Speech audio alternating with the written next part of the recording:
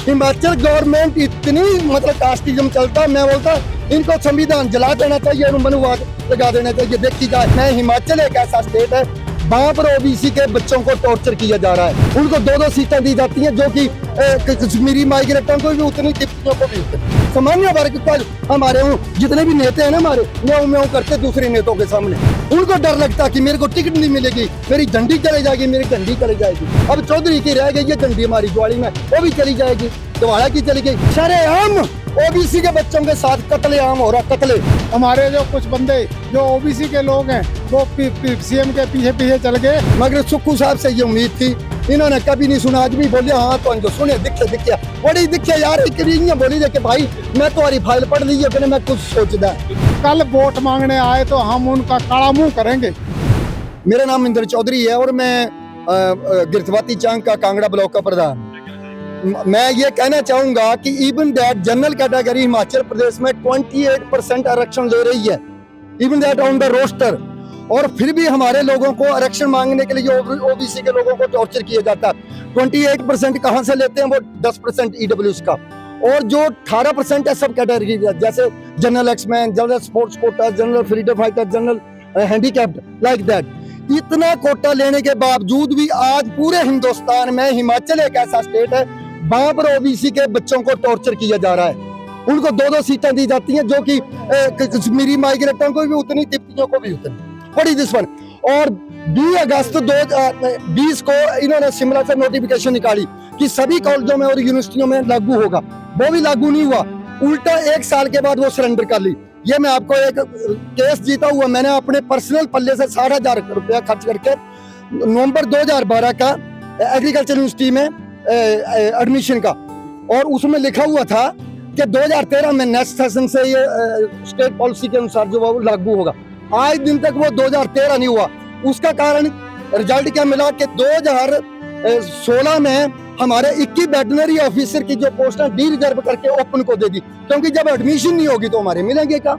Not found suitable होगा। वो भी मैं केस दे सकता हूँ आपको अभी मैं, मतलब कि केस जीतने के बावजूद भी हिमाचल गवर्नमेंट इतनी मतलब कास्टिज्म चलता, मैं बोलता इनको संविधान जला देना चाहिए, मनुवाद लगा देना चाहिए। देखी जाए, हमारे बुजुर्गों को आरक्षण नहीं था तब कहाँ हम भूखे मरते थे।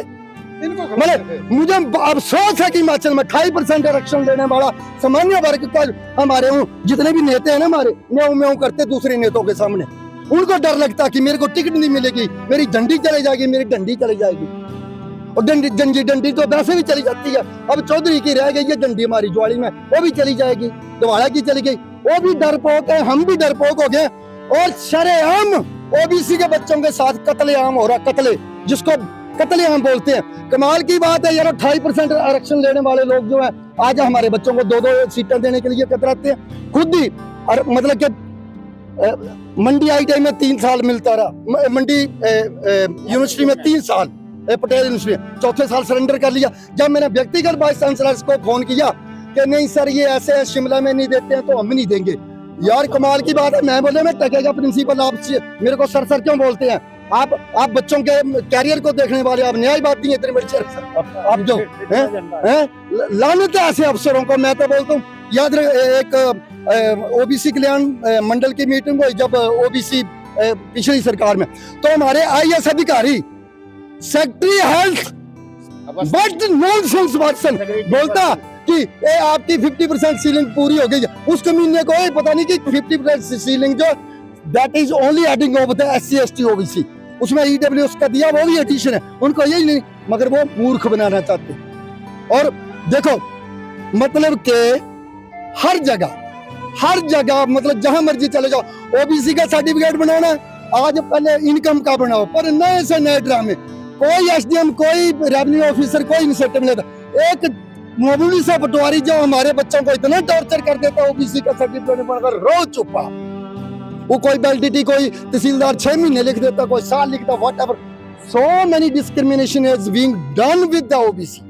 तो सरकार जब सत्ता में आई थी व्यवस्था परिवर्तन का नाम दिया है, हाँ क्या से देखते हैं इसको? व्यवस्था परिवर्तन किस तरह से 2-3 साल कुछ नहीं, जीरो, क्या साढ़े ले क्या। हाँ ये मैं थैंक्स करता हूँ कि कांग्रेस जो है सॉफ्ट कॉर्नर रखती है दबे कुचले समाज की, मगर सुक्खू साहब से ये उम्मीद थी इन्होंने कभी नहीं सुना। आज भी बोले हाँ तो सुने दिखे बड़ी दिखे यार एक बोली कि भाई मैं तुम्हारी फाइल पढ़ ली है कि मैं कुछ सोचदा ना हमारा ओबीसी कमीशन कंस्टिट्यूट हुआ आज दिन तक। एक पॉइंट ऐड करना, जैसे मिंदर जी ने बताया और आपने व्यवस्था पर परिवर्तन की बात कर रहे हैं ना, अभी आपने भी पूरे मीडिया में देखा राहुल गांधी जी ओबीसी का बहुत उठा रहे हैं, जो अभी तक बोले जातिगत गणना होनी है, इनको जो सेक्रेटरी नहीं है, इनको एजुकेशन नहीं है, तो हिमाचल प्रदेश सरकार उसको यहाँ पर इम्प्लीमेंट क्यों नहीं करती है? हमने राहुल गांधी से भी मिलने का टाइम मांगा, वो भी हमें टाइम नहीं देते हैं।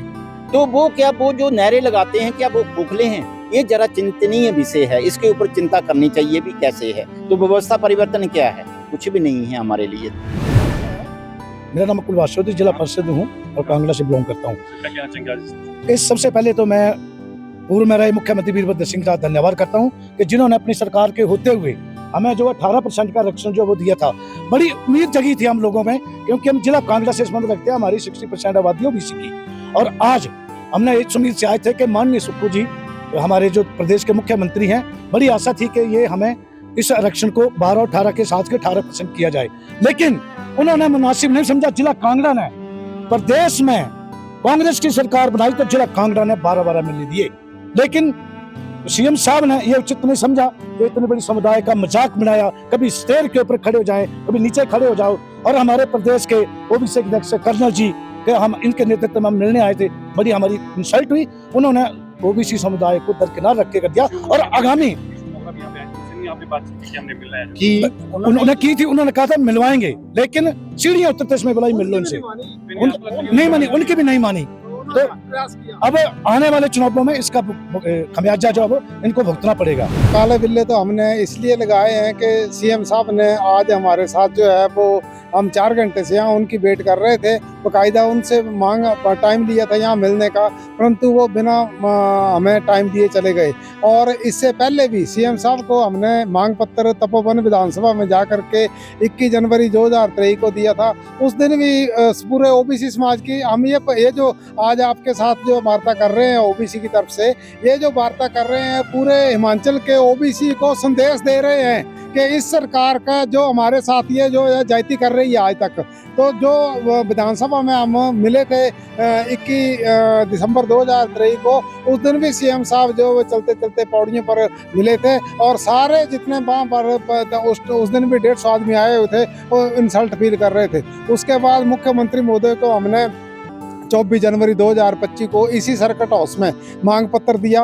उन्होंने मांग पत्र लिया, परंतु उसका आज तक कोई जवाब नहीं दिया। उसके बाद सीएम साहब से बकायदा टाइम लेकर के हमारे एक नायब तहसीलदार है, इनके वो वर्कर हैं, इनके नज़दीक हैं, नदौन के हैं, इनके कंस्टिट्यूएंट हैं, इनके वोटर हैं, उन्होंने टाइम लिया तो सीएम साहब ने बोला हमें कि 4 जून को देरा रेस्ट हाउस आ जाओ, IPH के रेस्ट हाउस। हम सवेरे 6 बजे उठ करके देरा रेस्ट हाउस चले गए इनको मिलने, और जब वहाँ जा करके 9 बजे पहुँच गए, सीएम साहब को बार बार मैसेज भेजा कि ओबीसी का डेपुटेशन आपने बुलाया, वो मिलने आया, ओबीसी का डेपुटेशन बुलाया। सीएम साहब 11 बजे ऊपर अपने कमरे से उतरे और नीचे आकर के चलते चलते हमारा मांग पत्र पकड़ा और चले गए। ये पूरे हिमाचल के 60% आबादी ओबीसी की इंसल्ट कर रहे हैं सीएम साहब। ऐसा अगर चलता रहा तो हमारा रास्ता अलग और कल से इनका रास्ता अलग होगा। उसके कंसिक्वेंसेस के लिए, उसका जो रिजल्ट निकलेंगे, उसमें जो कुछ भी नुकसान होगा, उसके लिए मुख्यमंत्री सुखविंदर सिंह सुक्खू और इनके विधायक जो अपने आप को बोलते हैं कि हम जो हैं वो ओबीसी को रिप्रेजेंट करते हैं, हम 90% आबादी वाले इलाके के विधायक हैं, हम आपकी मांग को मनवाएंगे, हम करेंगे, उनके लारे लप्पे पड़ोपे नहीं चलेंगे। और आज जो सीएम के साथ हमारे से मुंह छिपा करके हमारे जो कुछ बंदे जो ओबीसी के लोग हैं वो सीएम के पीछे चल गए, कल वोट मांगने आए तो हम उनका काला मुंह करेंगे, हम नहीं उनका वोट देंगे।